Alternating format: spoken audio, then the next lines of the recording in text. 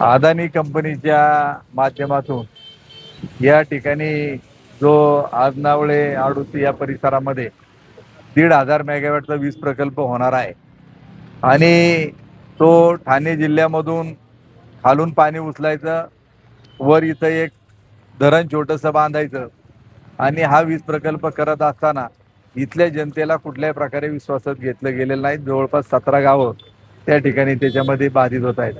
आमचं म्हणणं एवढंच आहे की सुरेश भाऊंनी याच्यामध्ये पुढाकार घेतला, संपूर्ण आदिवासी जनतांनी त्यांना पाठिंबा दिलेला आहे की या आदिवासी भागामध्ये या पूर्व कालखंडामध्ये जुन्नर आंबेगावच्या परिसरात 6 धरणं झाली आणि आज बाकीचा भाग सुजलम सुफलम झाला, पण आदिवासी जनतेला आज देखील पिण्याच्या पाण्याला टँकर द्यावे लागतात। याच्याबाबत सरकार कुठल्याही प्रकारे गांभीर्याने घेत नाहीत। त्याचबरोबर शेतीला देखील पाणी नाही। आमचं एवढंच म्हणणं आहे की कुठल्याही प्रकारे जोपर्यंत इथल्या आदिवासी भागातील जनतेच्या पिण्याचं कायमस्वरूपी पाणी, शेतीला पाणी त्यांना मिळत नाही, तोपर्यंत इथं नवीन प्रकल्प होणार नाही। याच्यावर आम्ही ठाम आहोत। पर्यावरण महामंडळाचे आता अधिकारी आले होते, नेमकी काय चर्चा झाली? त्यांनी सांगितलं की आम्ही जनसुनावणी 21 तारखेला ठेवलेत। त्यांना आम्ही स्पष्ट सांगितलं की कुठल्याही प्रकारे सुनावणी घ्यायची नाहीत, लोक तुम्हाला गावात फिरून देणार नाहीत।